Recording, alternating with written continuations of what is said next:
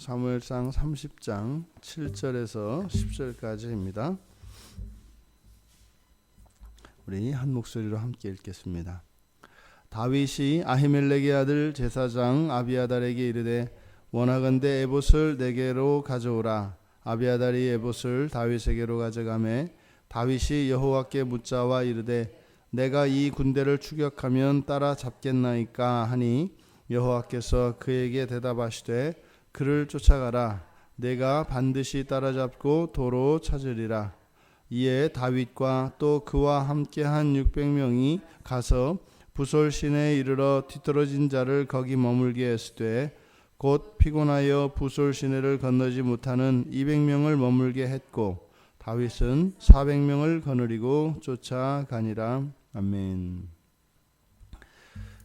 사무엘상 16장 13절에서 다윗이 기름 부음을 받습니다. 그때 기름 부음을 받고 여호와의 영이 크게 임하죠.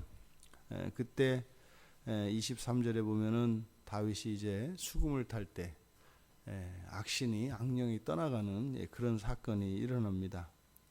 그리고 사무엘상 18장 12절에 보면은 이제 사울이 다윗을 두려워하는 일이 일어납니다. 근데 그 이유가 다윗과 여호와께서 함께 하시기 때문이었다. 이렇게 이야기합니다. 그리고 18장 14절에서 여호와께서 그와 함께 하시기 때문에 함께 계시기 때문에 모든 일을 지혜롭게 행할 수 있었다. 이후에 23장에서 다윗이 이제 도망다니던 중에 블레셋이 이제 그일라 침공 소식을 듣습니다. 그일라를 침공했다는 소식을 듣고 그때 여호와께 묻죠. 제가 가서 거기를 도와야 합니까? 말아야 합니까? 그래서 여호와께서 그일라를 도우라고 명하셨고 그래서 여호와의 말씀을 따라 블레셋을 쫓아내고 승리했던 적이 있습니다. 그리고 난 뒤에 여전히 다윗은 쫓기는 위험한 순간순간들을 보냈고 하나님이 도와주시지 않으면 넘기기 힘든 그런 상황들을 보냈습니다. 그런데 그 이후로는 다윗이 여호와께 묻는 장면이 없습니다. 실제로 많은 사건들이 일어났습니다마는 그 동안은 그러니까 여호와의 뜻을 구하지 않고 본인의 수고로 그렇게 애쓰면서 살았던 거죠. 그리고 지금 여기에서 이제 30장 7절에서 아비아달에게 에봇을 가져오도록, 그러니까 에봇은 하나님의 뜻을 묻는 것이니까요. 그래서 비로소 사륙을 피해서 사울에게서 쫓겨왔던 제사장 아비아달, 그 아비아달이 자신과 함께함을 그제서야 생각이 났습니다. 그리고 그를 불러서 여호와께 이제 다시 묻는 일이 시작이 됩니다. 이것은 매우 의미심장한 내용입니다. 지금 요 직전에 다윗의 부하들이 다윗의 책임을 물으며 다윗을 돌로 쳐 죽이려고 했습니다. 가족들이 전부 다 인질이 되어 붙잡혀 갔지 않습니까? 그래서 그렇게 이제 다윗을 원망하고 다윗을 죽이려고까지 하던 그런 사람들 앞에서 바로 6절에서 여호와를 힘입고 용기를 얻었다 이렇게 이야기를 하지 않습니까? 그러니까요, 자신이 지금 큰 위험에 처해 있고 사람들로부터 오히려 버림받을 수밖에 없는 이 상황에서 다윗은 이렇게 하나님을 붙잡은 거죠. 그랬더니 용기를 얻었더라 6절에서 보도했는데 지금 7절에서 에봇을 가져오고 8절에서 여호와께 묻는 장면이 나옵니다. 이렇게 우리가 신앙의 변화, 우리 안에 일어나는 이런 신앙의 진전은 우리들의 삶을 바꾸고 주변에 있는 사람들의 마음도 바꾸고 하는 일이 시작이 됩니다.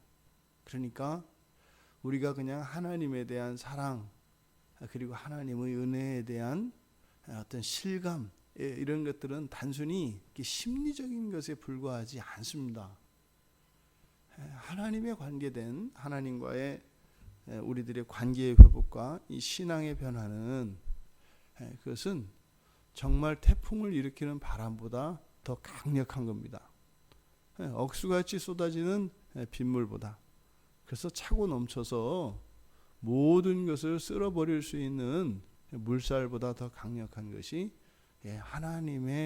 하나님과 신자 사이에서 일어나는 이런 신앙의 진전, 이 변화인 것입니다. 절대절명의 상황 속에서 다윗의 마음속에 일어났던 이런 신앙의 변화, 이것은 반드시 삶을 변화시키게 되어 있습니다. 그래서 신앙의 변화는 우리의 삶의 환경을 바꾸는 시작이겠고, 또 그러한 신앙의 변화는 반드시 삶의 환경의 변화를 동반합니다. 반드시 동반합니다. 지금 다윗이 이렇게 여호와께 뜻을 구했을 때 그것은 다윗의 심정에 큰 변화가 일어난 것을 의미하고, 이제 그가 그의 인생을 살아가는 인생의 원리가 바뀐 것을 의미합니다. 하나님을 의지하고 하나님 주권을 인정하는, 그렇게 인정하게 된 것을 말하죠. 여호와께서 반드시 따라잡을 수 있을 것이고 도로 찾을 수 있을 것이다. 이렇게 이야기를 말씀을 해주셨습니다. 그러니까 보십시오. 금세 다윗을 돌로 쳐 죽이려고 하였던 이 600명의 사람들이 다윗과 함께 어디 나세요? 이제 추격전에 나섭니다. 이들이 왜 처음에 주저앉아서 그렇게 완전히 탈진할 때까지 울었겠어요? 상대가 안 됐기 때문이죠. 그래도 지금 여기는 지금 다윗과 다윗의 사람들은 오랫동안 지금 이스라엘을 침략하려고 오랜 행군에 시달렸다가 또 사흘길을 지금 돌아왔지 않습니까? 지쳐있는 상태다 이 말이죠. 그리고 지금의 상태로는 도저히 승산이 없는 중과부적인 그런 상황이었겠죠. 그래서 그렇게 마냥 허탈한 심정으로 주저앉아 울 수밖에 없었던 겁니다. 그랬던 사람들이 갑자기 어떻게 해요? 용기를 얻고 자신감을 얻어서 추격해서 우리가 되찾아오면 되지 않는가, 이렇게 바뀌었다 이 말입니다. 어디에서요? 환경을 보지 않고 자기 자신을 보지 않고 하나님의 뜻을 구하고 하나님을 보았을 때 이런 일이 일어난다 이 말이죠.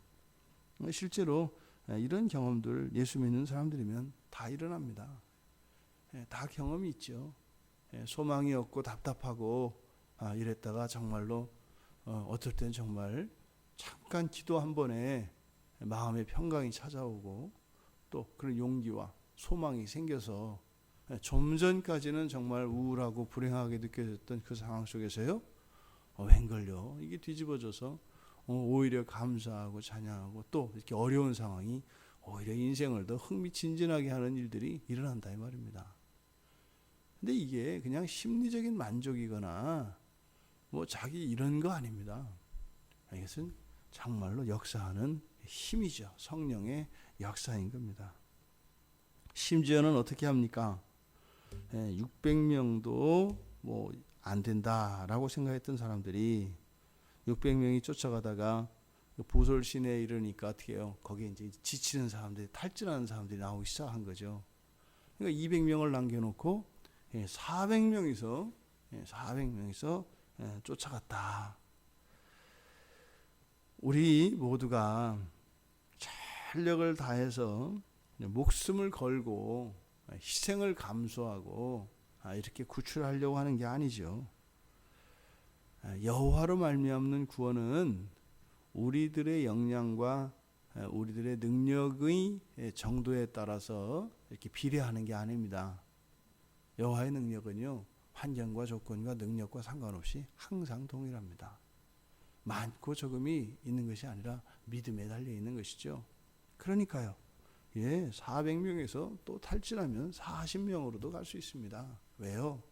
승리는 이들이 쟁취해야 되는 것이 아니라 승리는 여호와께 있기 때문입니다. 구원은 오직 하나님께만 있습니다. 어떤 경우에도요.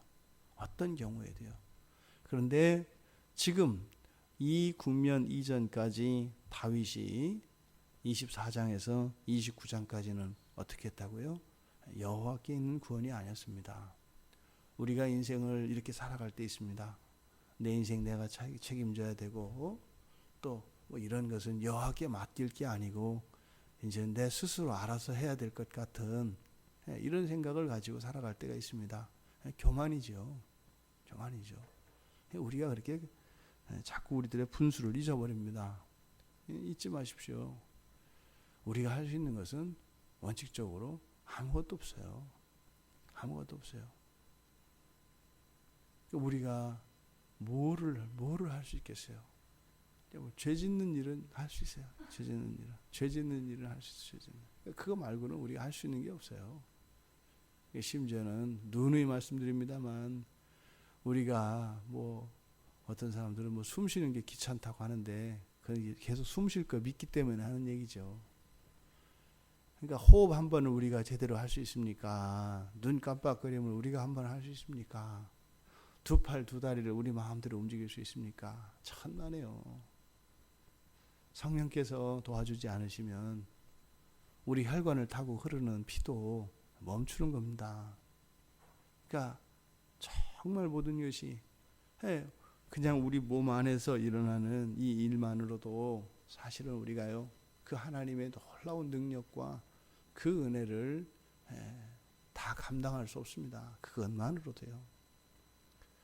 우리의 마음의 중심은 우리의 몸을 이렇게 정상적인 일상생활을 할 수 있도록 하시는 그 성령 하나님이 내 안에서 증거하시잖아요. 내가 너와 함께한다 라고 하는 다윗이 지금 이 장면에서 지나간 시간들을 회복하고 있습니다. 그리고 보십시오. 여호와께 23장에서 묻고 30장에서 다시 여호와께 물었을 때 그의 인생은 다시 가기 시작하는 거예요.